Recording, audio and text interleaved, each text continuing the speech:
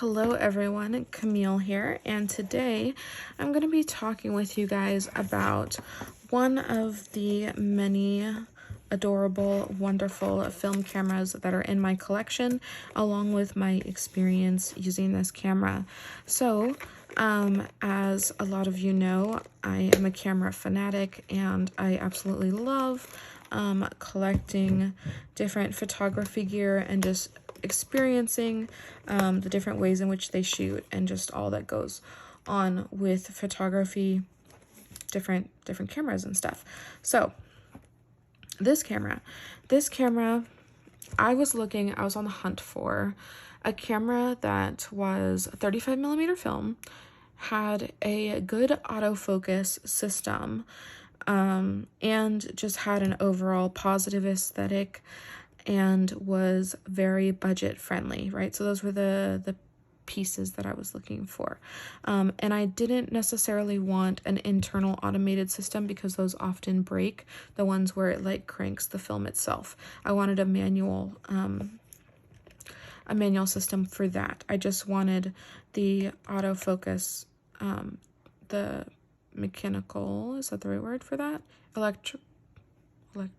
Whatever. I wanted the autofocus inside the lens.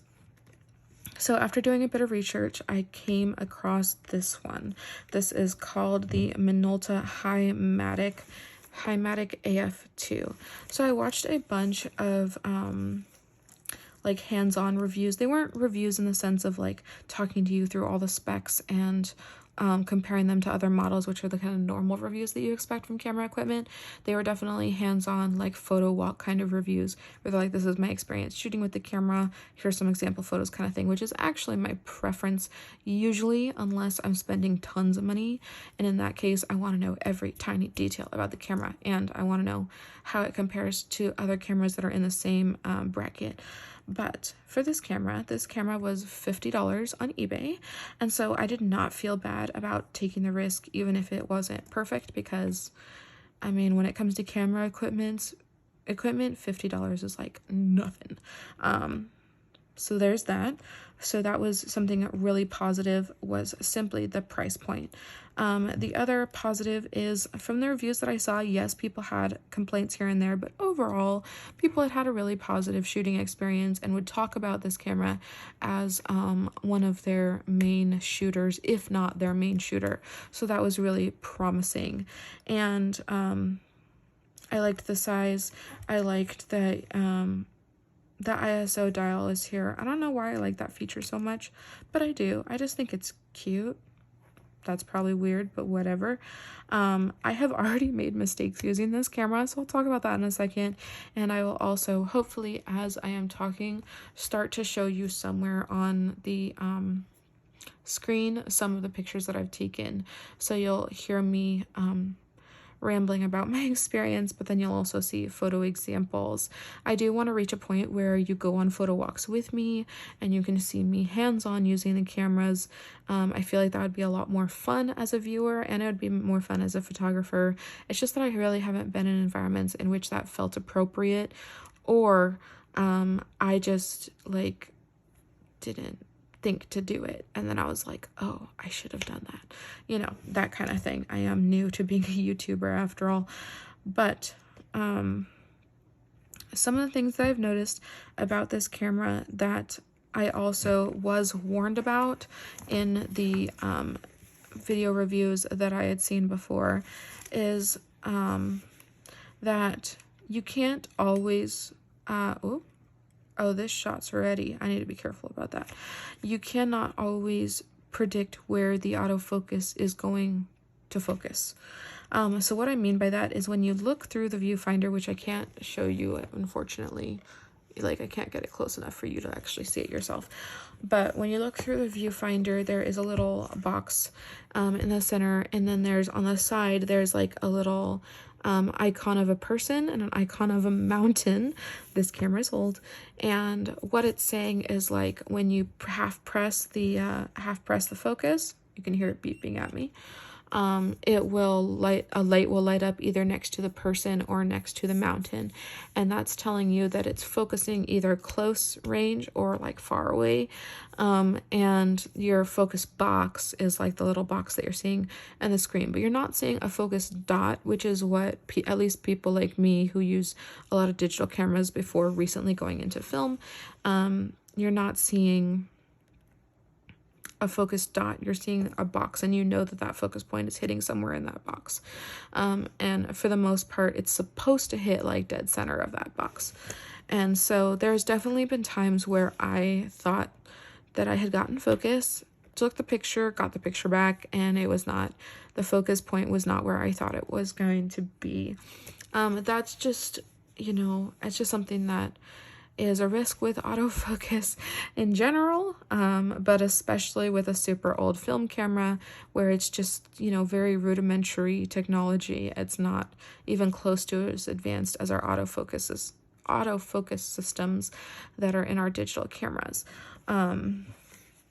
But other than that, like, and besides my own like user errors, like I'm absolutely in love with this camera. I really enjoy it. I bought this super cute camera strap, and I was like, I have so many cameras that I use, which camera am I going to put it on?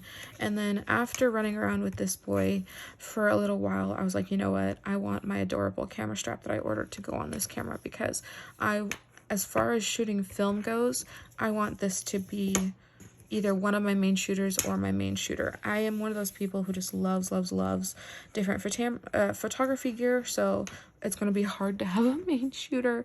But as far as my grab and go, like no fuss shooting needs, this is going to be the main one that's going to meet that need.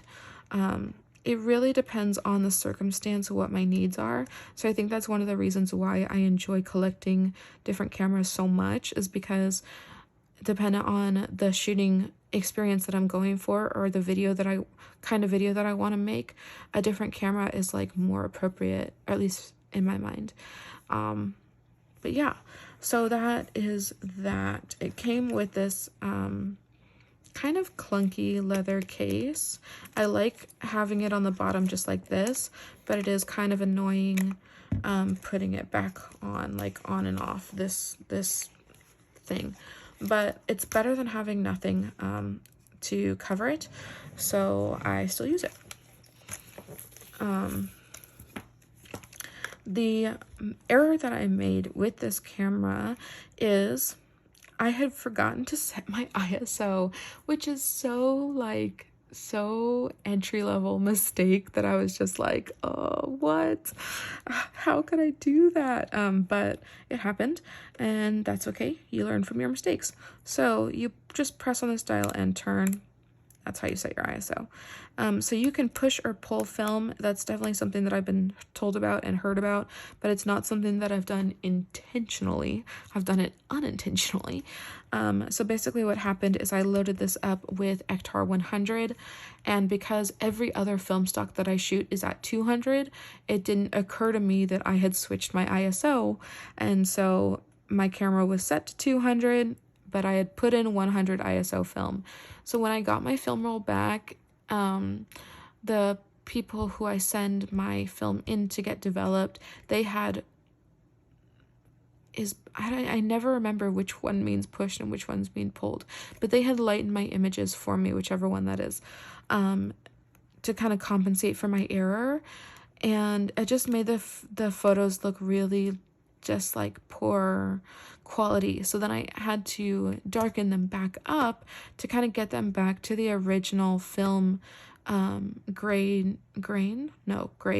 film grade that I was looking for, because Ektar has a gorgeous very high contrast, very saturated look. It's really like pow, and that's why I was excited to use Ektar, but then of course I messed it up and I shot it too dark, which is a bummer.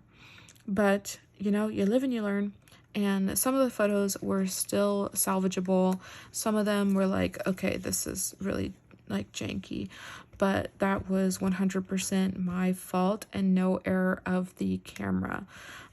Something else about this camera that people kind of don't like, but I really don't care, is that it like beeps at you for certain things. So the like long beep, you can hear it, is if you're in low light and it thinks that you need to use flash, right? So it has an internal light meter, and so it'll tell you like, oh, there's not enough light. So it'll still shoot. If it's low light, it just beeps at you. And then if where your focus point is out of range of the flash, so it's like focusing like far away, you'll hear like a beep beep beep, like it won't be that continuous beep, it'll like break up, and that's just telling you that even though you have your flash on, like what you're shooting is out of range of that flash, so it's not really going to do what you're looking for necessarily. Yeah, so it just kind of has an internal warning system is basically what that amounts to, which really doesn't bother me that much. I think if anything, it just helps me have a better understanding of how my camera is metering, and I kind of like it. And it is all auto, so autofocus, auto shutter speed, and aperture. I'm trying to think. Sorry, I'm trying to make sure I'm not saying it wrong. But yeah, it's all auto. So it's basically a point and shoot. So I use a lot of cameras, so I'm trying to make sure that I don't tell you the wrong specs. So yeah, so you set your ISO based on your film, but after that, the camera does the rest. And so that's kind of interesting because I'm used to having way more control. The reason I was attracted to this camera, 1 was the price point, 2 was the autofocus, but 3 was because I wanted to have a nicer point and shoot. I wanted to experience that and see what it was like and see if it was something that was suitable for me, because I do a lot of street photography. I do a lot of lifestyle photography, which means the faster my response time, the more in tune I'm going to be with my own kind of photographic language, and the more I'm going to be getting photos that really speak to me and speak to what I'm aiming for, because I very much take photos based on the moment that's happening in front of me and capturing specific moments. I'm really into capturing human connection and emotion, and like making it very much about like that split second. And so having a really fast reaction time is kind of necessary for that. Obviously, you can make it work with manual cameras, and I have made it work with manual cameras, but it's just like the amount of shots that I miss when I'm using a camera where I have to manually focus or I have to manually set everything is frustrating. So even when I shoot digitally, I tend to shoot aperture priority. I used to shoot full manual like all the time, and I was like that for years and years and years. I shot all full manual because I was one of those like photography snobs. I was just like, oh, I know what I'm doing, I know how to use my camera, so manual it is, which is totally ridiculous, by the way, because like depending on what type of photography you're doing, it just makes more sense to not make your life so hard. So I eventually was like in the boat of, oh, I'm just so obsessed with street photography and so obsessed with capturing the moment that it just makes more sense to shoot aperture priority. So I eventually turned over to shooting aperture priority. All of that to say, that is one of the reasons why I was so attracted to this camera, is because I wanted a fast response time. I didn't want to have to fiddle with my dials and hope that I'm on the right settings and right, like, you miss it all the time when you're doing all that stuff. Like, you really, like, yeah, unless your eye is like glued to your camera, like, you're gonna, at least for me, I'm gonna miss a lot of the opportunities that I wish I didn't. So having a quote unquote fancy point and shoot was kind of my workaround for that. As far as that type of photography, I have other film cameras that I am excited to use and that I will continue to use that are not for street photography, that are not for even necessarily lifestyle photography. They're going to be for photo shoots, and they're going to be for landscape photography, and they're going to be for, you know, walking around the neighborhoods like I want to. Photography where I am not responding to split-second activity. I'm going to have film cameras that I'm very excited to use for that. Like I have a waist level viewfinder film camera that I'm really hopeful I'll be able to make some really gorgeous videos with down the road. So all of that to say, you have a lot of film camera related content hopefully coming your way, and a lot of me babbling about different shooting experiences and kind of what I've learned, and the kind of photos that I get from them and all that kind of stuff. That will hopefully be coming onto the channel. So with this camera, I shot 2 rolls. Yeah. And then I have a 3rd roll set up in there and all ready to go. And so I have to be careful not to waste that shot because I forgot that I like cranked it. So it's like really ready to go. One of those rolls was a black and nope, that was shot on a different one. Just kidding. I misspoke. One of the rolls was is the Ektar 100. Maybe I only did shoot 1 roll. Okay, I think I misspoke. I only shot 1 roll. I've been shooting with so many cameras lately that I'm kind of losing track. But I hope you enjoyed seeing the images from this.